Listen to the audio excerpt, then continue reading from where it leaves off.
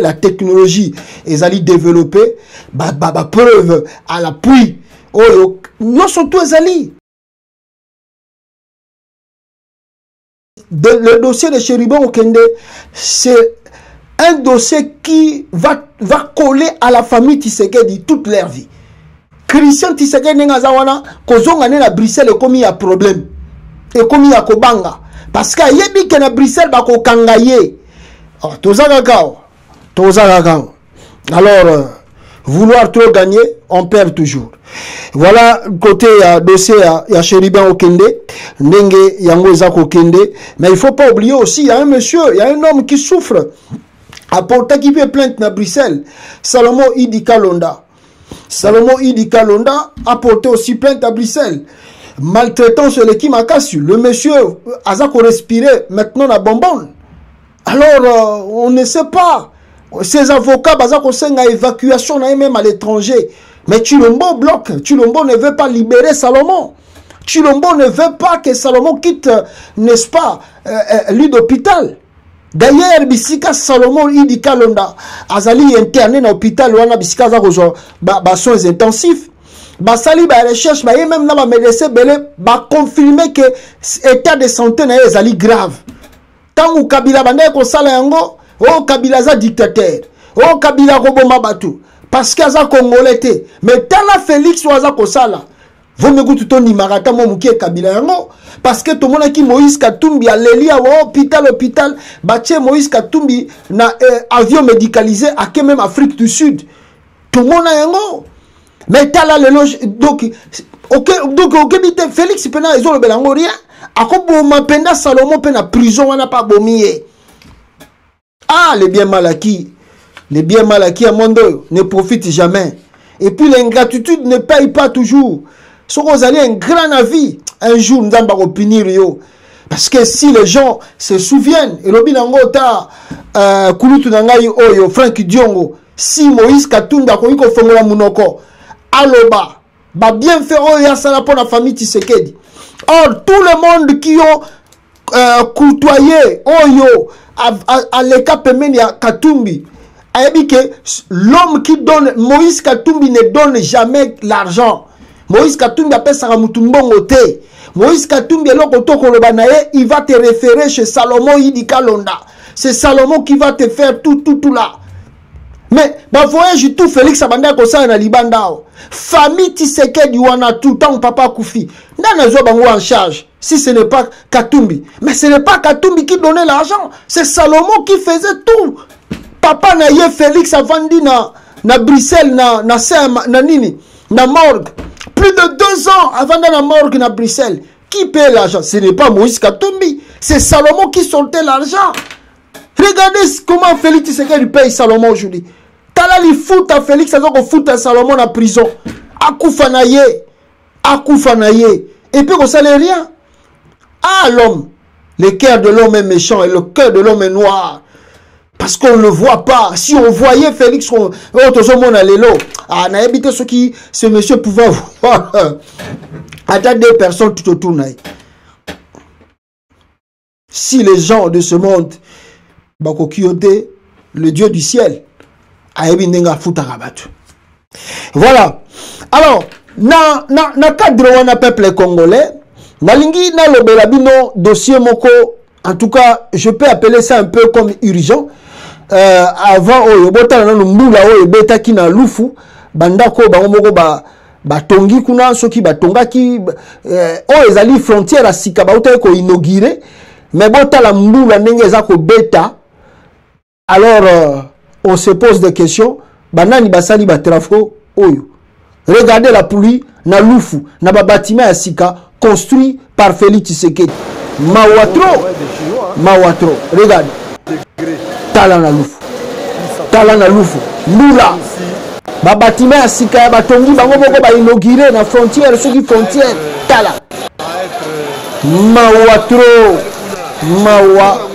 peuple congolais Mawatro.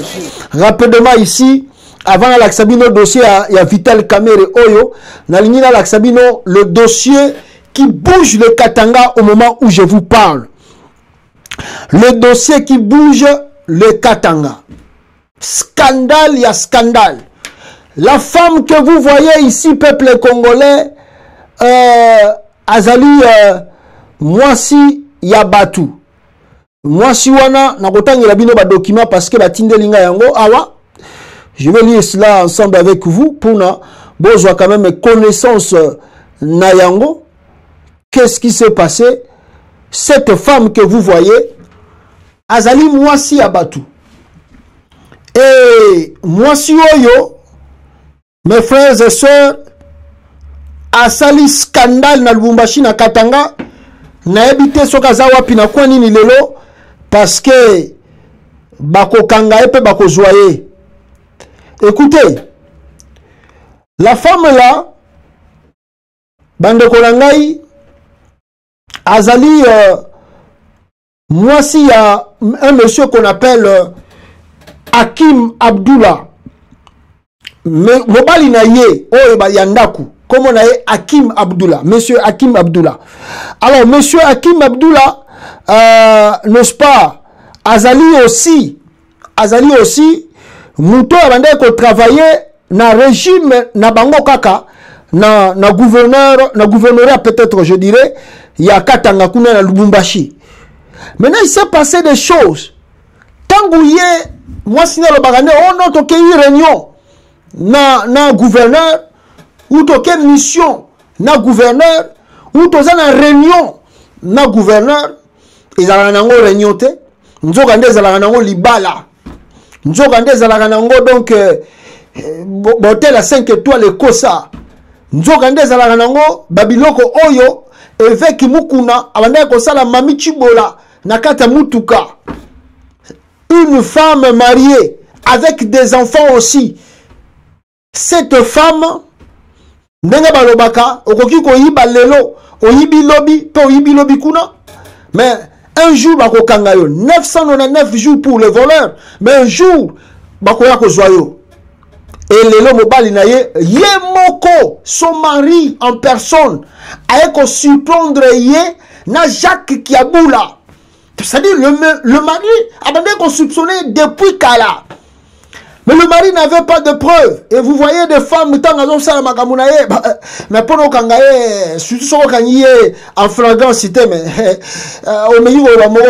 je te dis que c'est grave. Et la femme, comme elle occupait un poste clé au gouvernorat, il y a Katanga, mais le mari n'avait pas de mot à dire. Et ce qui est des révélations encore plus graves, Bande Konangahi. Écoutez, cette femme que vous voyez, peuple congolais, le monsieur, monsieur Hakim Abdullah, Azali Nani, Azali neveu, il y a secrétaire permanent, il y a PPRD, Ramazan Ishadari.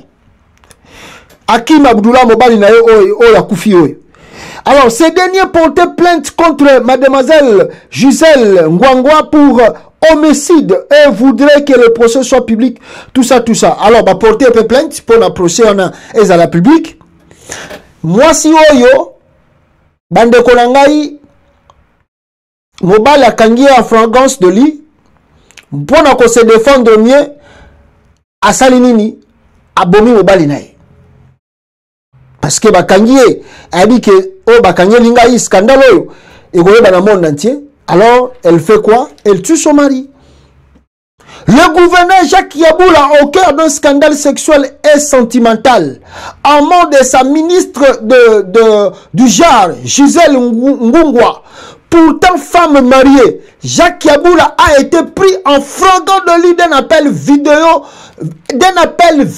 nudiste avec la concernée par son mari. Donc, Mikolo Yoko, ministre Mokope à Jacques Yaboula appelle le sous-baote ko kangara lobby awa, ala ko la vidéo à sex tap. Kuna na Lubumbashi kuna ba ministre ba tombo kina yango. Na ebisa kabino ba série mokoke na union secret ezali Soso, comment terme on a balobaka nini? Attendez, balobaka qu'est-ce qu'on dit? Balobaka nini? Babi nini? Nani? Kubasali langa, kubadilanga. Voilà, na Kikongo baba kuba sailanga kuba dilanga. Donc ça dit kaka sika za ko saela, kaka bisika baza ko lia. Union sacrée za nengwana. Union sacrée zali, on vit ici, on mange ici, on boit ici, on fait tout ici. À Kinshasa, vous avez vu Tony Mwamba, ancienneté ministre Félix Tshisekedi, a chaki fille moko boya mwana mukie boye, ministre boye, Tony Mwamba ancienneté. Et puis de soigner les canango. Moi, bah, scandale, Bibi, va calmer encore. La fille là, bon, moi, avait suscité. Elle a totalement disparu dans la nature. Tony Mwamba Sente. C'est l'union sacrée. Ah, yeah. Là-bas, Mbashi. Mikolo, tout. Et comme il a au caca, ma sex tap. Ma sex tap. Ma vidéo. Ma vidéo. Mobile, il a yé. Bande Kolangai. A surprendre sa femme. Et tant Mobile a surprendre de moi si. Ah mais qu'est-ce qui se passe? Qu'est-ce qu'il y a? La femme a compris que c'est fini. Na mizo miao. Et puis, c'est le gouverneur de Lubumbashi. Le gouverneur du Haut-Katanga Mtazosala Bilokwana. Na yebi Jacques Yabula. Ozoko kende. Au moins, dernier scandale na yo. Il y a départ na yo yangoyo. Et yé. Ozoko kende. Alors, écoutez, peuple congolais. Le mari en colère. Qu'est-ce qu'on dit? Voilà. Jacques Yaboula. La femme infidèle s'est appris à son mari, le blessant dans ses parties intimes. Ah! Azu penda mbeli, moi si oyo bozomona, abandi ko landa mobile na ye, akomi ko kata ye, ti akei ko kata ye na ba partie intime na ye ya mobile. Oh ndokite. Oh boluwaka ba sorcier, oh sorcier. Acheminé à l'hôpital, certaines rumeurs annoncent que le mari, un certain Abdoul, serait décédé. Le libido de Ngeleka et ses hommes sont impressionnantes. Jacques Yaboula est connu pour ses envies libérales très débordantes. Alors, ministre conseillère, et même le fille du péage n'échappe à l'appétit sexuel. Même vorage de Jacques Yaboula.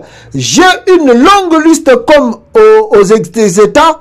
J'ai décidé de publier toutes les maîtresses de Jacques Yaboula. Vous serez surpris. Batoyo Makambaza Kosala. Mais c'est pas seul. Jacques Yaboula n'est pas le seul de faire cela. Mais Azako copier Félix Tshisekedi. Félix, n'en parlons pas. Félix, hier soir à côté, mais c'est grave. À Kinshasa, là-bas, les filles ne passent plus devant Félix Tshisekedi. Bateau, même Mazana Kata gouvernement ne passe plus devant Félix Tshisekedi. Et ce n'est pas simplement Félix Tshisekedi, vous avez vu. Oyo, Nanyo Asana qui Fortuna Bisserele. À l'accès de nudité, Fortuna Bisserele, bon, la nudité, Fortuna Bisserele. Qu'est-ce qui s'est passé après? Bazou Fortuna Bisserele, Batindi en Poto. C'est ça le régime Tilejum. C'est ça le régime Fatih Béton. C'est ça le régime Fatih Béton. Et on nous informe que le monsieur est décédé. Maintenant, si le monsieur est décédé, pourquoi jusqu'à présent, le procureur de Lubumbashi n'ouvre pas l'enquête? Pourquoi jusqu'à présent, le procureur ne saisit pas de l'affaire? Pourquoi jusqu'à présent, le procureur n'arrête personne, n'envoie pas un mandat d'arrêt pour n'abaké no Okanga Mutu? Donc, le Kola Bazali va protéger, parce que scandale à Mounene Boesami na Bamboko Tozali, mais les noms à tout le monde, les gouverneurs déjà, cette femme directement, déjà Zali aux arrêts. Mais à Lumbashi là-bas, personne ne s'en occupe. Au Congo, à Kinshasa là-bas, nous filme. Qu'est-ce qui va se passer? Et puis le mal à né au Congo. Quand on trouve des choses comme ça, écoutez la réaction de la population. Oh, on est à la vie privée là-bas. On trouve que Félix Azako a abusé. Félix Azako sala makamumoko ya grave. C'était la teinte à pudeur. La ponction où Azako exercé. Les Congolais disent, les affaires privées. Bino pe makamba batu bolinga akokota. Oh, likamba batu. Oh, les a likamba batu. Quand tu exerces fonction publique, tout ce que tu fais, tu es déjà suivi dans le lieu public, dans les endroits publics. Et la population a le droit de te juger. Mais na Congo, botika na bino. Les hommes ont vie privée. Quelle est la vie privée du chef de l'État? Le chef de l'État n'a pas de vie privée. Le chef de l'État n'a pas de vie privée. À moins que yemoko kanga porte ndakunaye bisoto kontate. Mais quand cela sort dans le lieu public, à ça sur la vie privée, ministre, député, bourgmestre, maire, je ne sais pas, sénateur, bazalaka lisusu sur la vie privée. Soki scandale et salami, vous ne pouvez pas dire que ça vie na ye à salamakamunaye talibisote. Non! Non! Voilà le pourquoi on n'arrive pas à développer notre société, notre pays, à cause de Bilo Kaboui. À cause de scandale à boy. Bon, mutakufi kuna siku. Et puis, problème ane, mutuana za neve à Ramazani Shadari. Ah!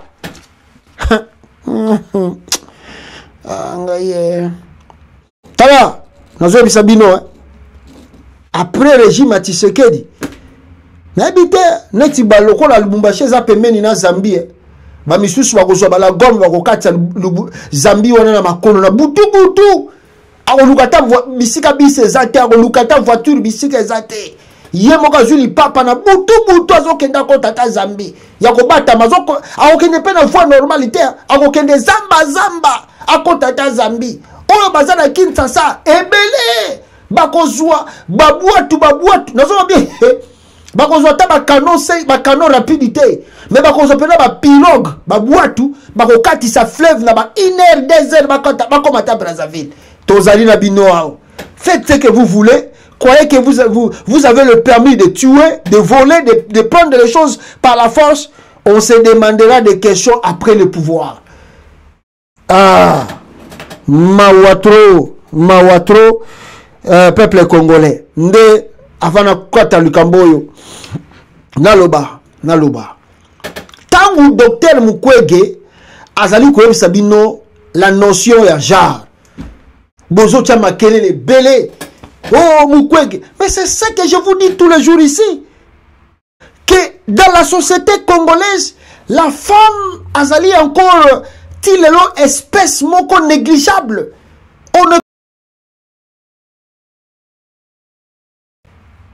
La femme est faite pour le besoin sexuel de l'homme au Congo. C'est-à-dire, pour que une... Donc, si belé boza komona na Congo wana, na RDC wana, bakoma na bango, bamakangwa, baministre, bamakangwa, PDG. C'est-à-dire, tongo mori mwasa komi député, yebaka ke, misu na yesukoyo, et komi kota la président. Misu na komi kota la ministre. C'est comme ça que bazo bimana ba ministre, bazo bimana ba PDG. Voilà le pourquoi le docteur Mukwege a dit qu'il faut instaurer système de parité entre l'homme et la femme. Que la femme aussi soit respectée. Que pour n'avoir ses fonctions, et ça te faut non! C'est des femmes mariées qui ont des enfants. Mais regardez comment au Congo on fait des trucs. Malheureusement aussi nos sœurs. Neti oyo soka boyi Jacques Kabula bengani ye Félix Tshisekedi a bengi mwana mwasi, j'ai besoin de toi, il est le président. La femme va faire quoi? Akokende ko pèse dans toto pas Félix. Ogefunda Félix na Congo wapi? Soki Félix mtabenga ki na téléphone beaucoup tanene hôtel. Ogefunda Félix wapi? Soki Nicolas Kazadi a bengi mwasi yako kutana nanga okokende ko funda wapi? Okokefunde wapi? Okofunde wapi? Nana ko kanga Nicolas Kazadi. Qui va l'arrêter au Congo? Qui? C'est ça le problème des sociétés congolaises. C'est ça, c'est que il faut instaurer système ya genre où la femme a cause de l'égalité avec l'homme. Mais on y a un scandale, on a un scandale. Fati béton, union sacrée. Toza ko liana awa, toza ko melana awa.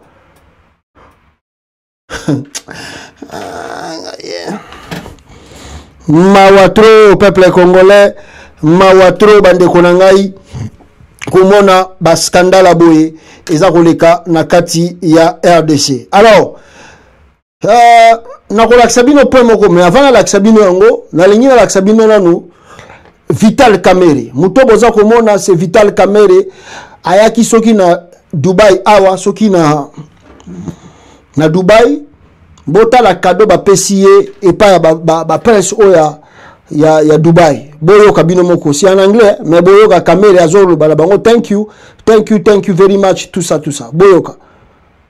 This is a gift from Prince Mohammed to your Excellency. Thank you very much. You're welcome. I appreciate it. You're welcome. Thank you very much. Wow. It's very big. Yes. I look good after. Thank you very much.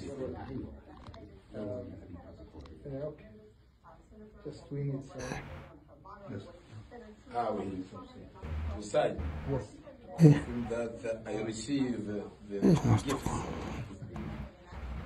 Where's my small luggage? Give me, I will pen them. The pen. Wow. Down the I don't know. There was something inside. Yeah. This one. Did I just see it? Thank you very much. Voilà. This is a gift from Prince Mohammed to your Excellency. Thank you very much. You're welcome. I appreciate it. You're welcome. Thank you very much. On a habité ceux qui vous ont yoka audio wana peuple congolais.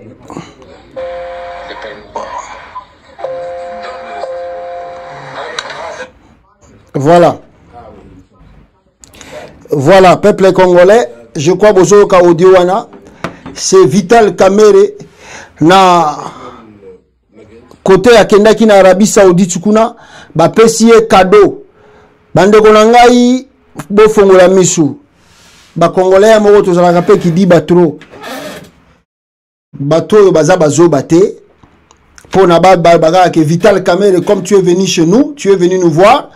Alors voici les cadeaux qu'on te donne gratuitement comme ça. Kene na yango. Non. Oh boza komona tu wana elingi kolobake bauti koteka babiloko na mboka wana.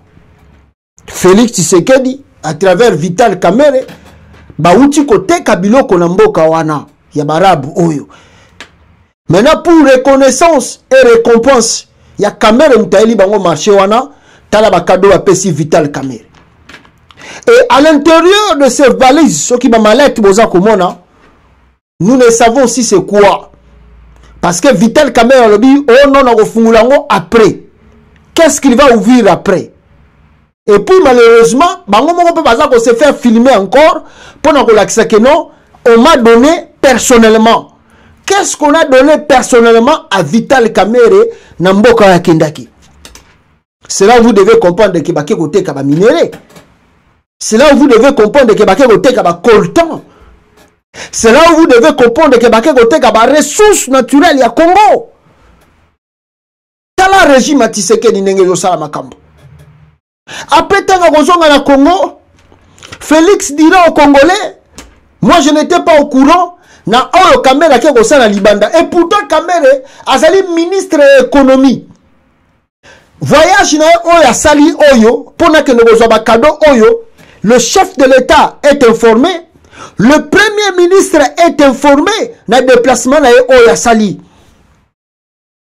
Même tant que basala ka conseil de ministre na bango bazali informé que Kamerhe ke mboka boye pona kosala na kaboye. Mais est-ce que Bakado Bapessier, c'est pour le Congo? Non, c'est individuel. Et puis, vous croyez que Bato Bazaba Zoba, donc Kamerhe Komikuna, voilà Kamerhe Zobo. Ouvrez les yeux. Ouvrez les yeux. Félix Anzokote Kaba minéré à Congo. Partout comme Anzokote Kaba Biloko, beaucoup comprendre de thé. Et je vais vous dire encore des révélations. Attention, attention à Bazamba ya Congo. Attention, attention na bazamba ya Congo. Antoine Chilombo à côté que la biso bazamba ya Congo na barab. Na mutu na ye oyo skruo ya Kamerhe. Tala manda ya bato eza kosila. Bakoyo sabino tokende ko signer contrat. Contrat yango pe kende mwapi pour basala nini parce que na 1 mois et demi faut élection salama. Ba miyibi Naba miyibi, ba entouré ye Félix, nabango tout ensemble. Mawato, peuple congolais, mawato, bande konangai, to vivre, babilo kaboy. Mais pourquoi to vivre yangote? Pourquoi to vivre yangote? Félix Tshisekedi, excusez. Excusez peuple congolais. Félix Tshisekedi. Bande Kolangai. Si Azaraki na Félix était où? Félix Azaraki na Mbokoyo. Comment on dit ça? Il était Félix Azaraki Wap. Azaraki Wovana à Bruxelles. Où il a passé tout son temps. Na Bruxelles Awa. Oyo. Abande Kosala. Na poste que tu sais pas vérifier. Mais on a betane ba kopa ba shekula ba kopa biloke belé boyebi bato ba yako suka na permettez-moi de ne pas utiliser de gros mots. Chilombo ndenge akoli ndenge aboti bana Chilombo bande kolata veste à $100 te. Chilombo vivait na salaire ya mwasi na ye qui était aide-soignante. Aide infirmière na Bruxelles. Lui-même, Félix Tshisekedi, a reconnaître que toute sa vie à Bruxelles, il ne faisait absolument rien. Même les journalistes avaient interrogé, Azara qui est étonné pour envoyer ça Félix. Mais toi, tu vis comment à Bruxelles? Et sans se gêner, le monsieur dit, je vis grâce au salaire de ma femme.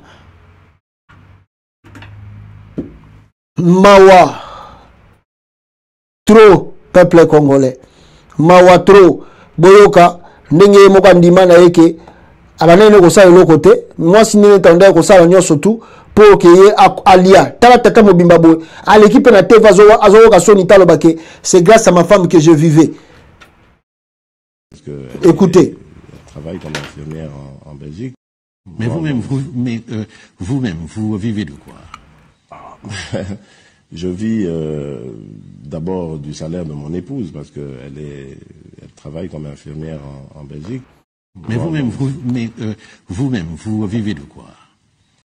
Voilà. Bon, tu koyoka Félix Alobi abande ko vivre na salaire ya mwasi na ye na Bruxelles kuna mutabande ko aider pour à vivre. Donc si c'était pas sa femme, Nyakeru mbele yemo pas aine le côté. Mais Nyakeru aussi avait demandé divorce parce que elle a tellement supporté qu'à un moment donné, elle a dit non, tu dois partir, tu es un grand garçon. Ngala ko ko soin banate, en même temps so rappelle soin, il y a eu tata mobimba boy. La femme là, Nyakeru bozomona elle est la première dame, mais elle avait demandé divorce. Na Bruxelles, na Félix, il y a un moment Félix a quelque chose, Gisèle Mpela. Bino mona boye ba lo kwana te. Pourquoi Félix alinga Gisèle Mpela? Alinga Gisèle Mpela parce que ba divorça na Denis Nyakeru. Libala na ye na Denis Nyakeru yo ko zonga tangu proposition ya ye ko comme président et ye nde libala wana zongi. Basi ba divorça ka. Baby si que le quoi Denis Nyakeru azali tendance ya ba Rwanda, ça va nous aider tous en contact na ba Rwandais. Alors, yo soko sagana na Gisèle Mpela wana, ça va être trop difficile pour notre pouvoir. Zongela Nyakeru. C'est comme ça Félix Tshisekedi la sala chita sima. Ba yoga Nyakeru kamere ye moko en personne accueilli à convaincre Nyakeru tala tipo azo comme président. Toza na posa na yo yako chapwa ko la première dame de la République. C'est comme ça que Nyakeru est revenu chez Félix Tshisekedi. Mutu ande wana komi président. Yango bomoni mbongo tu à l'état, asomba kroko mabe, asomba ba veste ba $500 mabe, asomba ba camion ba 3 pneus mabe, asomba ba avion mabe, ayiba tonga bo mabe. Toute sa vie ce monsieur à l'écart à Bruxelles. Donc c'est dit je peux dire que dans la vie de Félix Tshisekedi, atikala komona $10,000 tebo en espèces.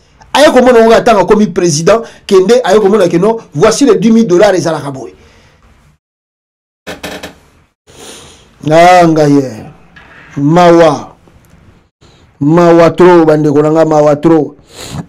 Alors omoni makambo yo to bande ko yebisa bino ya nini oyo pourquoi nazoba makambo boye parce que peuple congolais boko comprendre ngai na lukwa nazoba boye lelo oyo makambo zo le kana partie est ya Congo bozo mona net tozo mona te. Misu na biso ba congolais eza lokola nanu na ilamba mundu tozo ko mona te que le pays va mal, très mal même. Peuple congolais. Félix Akenegi n'a sommet à Sadek. Il est parti demander renfort pour soi-disant sa guerre ya Congo. Sans oublier, Yemoko, le même Félix Liboso, a s'appuyer qui na armée rwandaise et de décevoir il fait appel na armée ougandaise et de décevoir il fait appel à l'armée burundaise. Voilà ben individu bande ko benga ba décevoir il est parti en Angola tout ça même tina sud du Soudan akene ko senga ba renfort et pourtant fruit mon côté. Le même Félix Tshisekedi a même libiso EAC. Tolobi que tu fais l'erreur, on va payer les prix les jours à venir. Mais l'EAC a déterminé que sa mission au Congo n'était pas de faire la guerre, était juste d'être neutre entre le rebelle du M23 et le gouvernement congolais, afin que Bango Moko va négocier, va trouver une solution de paix, et puis de ceci, la Bango Bazonga. Arrivé au Congo, le gouvernement congolais commence à les pousser de faire la guerre. Mais non, nous avons signé l'accord pas d'accord de guerre. Comment on va faire la guerre auto signé qui accordé? Et le quoi le monsieur n'a habité tant à komaka ba papier tant à signaka, ba juriste bazala pembe ne peut pas dire que faut faire très attention quand on écrit quelque chose et on le signe, ça veut dire qu'on approuve et que demain si tu retournes, on t'amène devant la loi. On va te poser des questions, on va lire ce que toi tu avais écrit et à la fin de compte, on verra ta signature qui veut dire que tu avais donné ton approbation. Tu as accepté que l'Okwanengwana est salama. Et maintenant, devant la loi, tu es coupable, tu es condamnable. On a rappelé ça aux gens ici. Les gens ont pris ça comme de la blague. L'EAC menaçait aujourd'hui de quitter le Congo au remplacement de la SADC. La SADC dit je ne viens pas au Congo si l'EAC est encore là. Mais Félix Tshisekedi bouscule le truc pour que la SADC descende au mois de décembre. L'EAC commence à réagir, commence à exposer les accords signés avec Chilombo. Jusqu'à ce que Lobi Autotu Koyoka, le Burundi, Abandi Koloba, que oh non, il y a un problème qui se passe au Congo. Contagion Nabiso au risque d'être attaqué par quoi? Par des Rwandais au Bazali na Congo kuna. Batu bazana miso ko mona bo mona sinote toko mituna na mituna awa. Boyoka batu ya mboka oyo ya Burundi ndenge bazakolela. Les efforts fournis par les militaires burundais en RDC, il est à déplorer que certaines personnes mal intentionnées à travers la télévision rwandaise RTV accuse sans fondement les troupes burundaises déployées au Nord Kivu de collaborer avec des groupes armés, de les entraîner et de leur offrir des armes. Ces affirmations calomnieuses constituent une injure grave au regard du professionnalisme avec lequel nos troupes accomplissent leur mission partout où elles sont déployées. La FDNB dément sans embâche ces propos malveillants tenus pour des intentions inavouées. Les militaires burundais n'ont jamais collaboré avec un groupe quelconque et n'entendent jamais le faire. Voilà, peuple congolais, Boutu Koyoka, Burundais, Ebisibino, c'est que Bango Bazako déplorer. Il déplore quoi? Bazako déplorer que le gouvernement congolais Bango bazo salabe fort na kata Congo, ba salabe fort pour qu'il y ait la paix. Comme nous Congolais, vraiment Mokawana, avec plus de 100 millions d'habitants, nous sommes incapables de résoudre la situation sécuritaire nous-mêmes. Namboka Burundi, soit 10 millions, soit 8 millions, soit 12 millions d'habitants, soit 20 millions d'habitants. Burundi a aider le Congo vraiment. Le monde est en envers. Hein? Franchement, le Congo qui pouvait aider tous ces pays-là. Le lot, c'est le Congo qui devient comme moi, moi, un ticket. Bazo ko sungaye. Ba Burundi balobi, ba contingent na bango na Congo, et ça qui est attaqué par les éléments yaba rwandais. Or, vous savez que le Burundi ne fait pas de blagues. Quand le président Oyonda Ishime, azan le moins un peu large.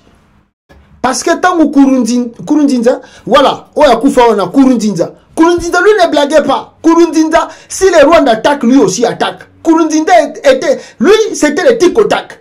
Le Rwanda attaque, yaya où me l'a raté. Oh, ndaishime kutu aso wumisa mwandambo pour attaquer ba Rwandais so attaquer ba tout na kata Congo. Mais so ezaki Nkurunziza mbelese bandi kuna. Or, les militaires burundais là sont attaqués où? Dans le sol congolais. Bon, où les militaires burundais ont vu leur attaque venir du Rwanda, dans le sol congolais. Est-ce que vous avez la bonne mémoire de se souvenir de ce qui s'est passé à Kisangani, où les militaires ougandais et rwandais bunda na kati ya sol congolais? Vous avez la mémoire encore de comprendre les choses qui arrivent au Congo? Boyebi makamboleka na Kisangani, ndenge batuta bana na maboka. Vous avez encore la mémoire? Boyebi lisusu yango, ti lelo bakangata mutu moko te. Ça commence à arriver encore au pays. L'armée burundaise dit, si le Rwanda continue, je vais répliquer. Il va répliquer où? Mais il se trouve dans le sol congolais. Donc, qui veut dire, les militaires rwandais aussi sont dans le sol congolais. Wana yoko liboso. Na cadre toujours ya EAC. Na cadre ya EAC. L'EAC réplique encore. Contre toujours qui? Contre Félix Tshisekedi. Maintenant, il réplique en donnant maintenant la parole à qui? À la femme ici. Boza komona ye. Mwasi Oyo. Ya Tanzanie. Aye Koloba. Le problème, challenge. Bazana ngona Congo. Qu'est-ce qui se passe? Na mission bapesa ki bango. Na Oyo bakomi kobenga Sadeka ya na Katamboka. Vous voyez comment la sous-région est comme ça l'explosion? Vous voyez comment la sous-région là est comme ça l'explosion? Donc Félix Tshisekedi veut mettre encore un grand conflit entre Oyo Bazali na EAC na Oyo Bazali na Kata Sadek. Vous voyez comment les trucs vont s'embraser. Chilombo va embraser la sous-région. Chilombo a quoi embraser sous-région wana. Boyoga, comment moi si Oyo Azakoloba awa peuple congolais. Suivez nenge Azakoloba awa. Boyoga. Si ni kweli tuna challenge, na hii ni challenge ya SADC, lakini pia East African Community. Na kupitia SADC nimesema tumekuwa na mpango wa Samim kwa muda mrefu uko pale DRC, Eastern DRC. Majeshi yetu South Africa, Malawi na wengine tuko pale under mwamvuli wa MONUSCO. Sasa kwa sababu tuko under mwamvuli wa MONUSCO, operations zetu lazima zifuate anayetuongoza na anayefinance hiyo program. Lakini tungekwenda kama wenyewe, kama tulivyofanya Mozambique. Tulikwenda kama wenyewe SADC. Mozambique ndio Samim. Kule ni MONUSCO na FIB. Tungekwenda kama Samim kama tulivyokwenda Mozambique. Operations zetu tunaziendesha sisi wenyewe. Tungekuwa tunazungumza mambo mengine. Kwa hiyo ni kuhakikishie kwamba DRC apart from MONUSCO na FIB, Fort Intervention Brigade, ambao nchi zetu hizo tatu ziko pale. East Africa pia wamepeleka majeshi wako pale, ambao kazi yao ni peacekeeping hivyo hivyo. Hatuendi kupigana, tunakwenda kuzungumza, kufanya peacekeeping, kuongea na wale magaidi au rebels, vikosi vinavyopingana au leta kutokuwa na amani katika eneo lile, wakubaliane na yale ambayo kama region tunawaelekeza. Tulifanikiwa under East Africa kuwatoa M23 kwenye eneo moja kuwaweka kwengine, lakini kule ndani kuna vikosi vingi, wakachokozana huko zika. Voilà. Selon les explications, peuple congolais, malgré Zana Chouaili, selon les explications de cette femme, elle explique le pourquoi Bango Bayaki na kati ya Congo. Pourquoi Félix Tshisekedi a consulté Kibango. Quels sont été les dires et les accords au Basignaki pour que EAC côté na Congo. Mais il c'est étonnant parce que Félix Tshisekedi mission Bango ba fixé l'objectif fixé Ce n'est pas le cas aujourd'hui. C'est différent maintenant. Félix change le camp. Il part appeler la SADC de venir au Congo intervenir. Bango Babima Congo. Ce sont des conflits inutiles. Et maintenant, ce conflit-là, la Tanzanie, le Kenya, surtout le Kenya qui est le parrain, il y a EAC, quand ils voient aujourd'hui Félix Tshisekedi, vous voyez comment le Kenya regarde Félix Tshisekedi d'un mauvais œil. Le Kenya, tant que on a Félix Tshisekedi Lelo, c'est-à-dire ce ne sont plus de bons partenaires. Devant vous, comme ça, la fausse semblant, il y a parce qu'on dit toujours dans la diplomatie, il ne faut jamais montrer à son ennemi que tu es réellement ennemi. Il y aura des faux semblants, bonjour. Mais dans leur cœur, les Kenyans désavouent Félix Tshisekedi complètement. Complètement. Et ils se posent des questions. This guy, what he want? Alingi Nini. Il nous dit quelque chose et il part là-bas, il change de version, il manipule sa population contre nous, alors on ne comprend plus. Est-ce que vous savez des relations que les Kenyans Azanango en Angleterre? Vous savez des relations que les Kenya Azanango aux États-Unis d'Amérique. Mais ils vont donner des rapports. Ils vont faire les rapports. Ils vont leur dire, this guy of Congo over there, we don't know what we can do for him. Tala, soyez besoin de battre. Plus vous créez des ennemis, plus vous créez des tensions sous-régionales, plus le problème du Congo ne sera jamais résolu pour le moment, pour l'instant. Parce que l'EAC qui était en mission au Congo ne voudra jamais et n'acceptera jamais qu'il y ait un sali échec, SADC maintenant ait une victoire, c'est assez faible. Ils ne vont pas accepter cela. Alors s'ils ne vont pas accepter cela, qu'est-ce qu'ils vont faire? On a cessé pour que le Congo là reste encore instable encore.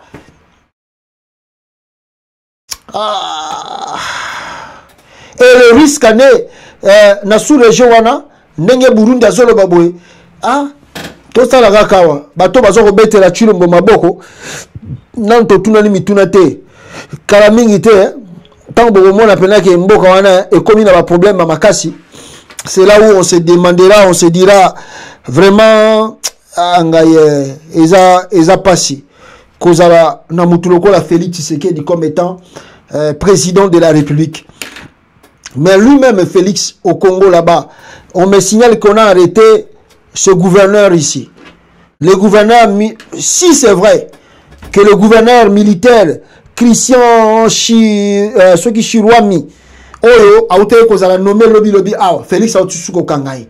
Donc le monsieur n'a pas même passé même 3 mois après avoir fêté la nomination étant que gouverneur. Christian Chiwewe, affectua qui plutôt voyage na Goma kuna akangi gouverneur militaire wana balobi ke azali complice ya ba Rwandais, complice ya M23, yende mtu azako tika avancer ba M23 pour bayati na Goma. Il y a de fous au Congo. Et comme on dit, c'est comme les gens qui raisonnent derrière leur tête. Ce sont les gens qui sont avec Félix Tshisekedi. Le monsieur ici, on vous avait dit que Yenem Tatikaka Bunanganda, Bakangiye, Ake Asambi, Alobi ke Zalaki faute na yete, il n'avait pas de matériel. Balobi ke Yem Tatikaka ki ba M23 Minduki, Bakangiye pe Batiki na Bangoye. Après quelques temps, ba nommé sous gouverneur. Asali fait à Rosaranate na famille nae. Lelo sous Bokangiye, Bokene na Kinshasa, oh Yenem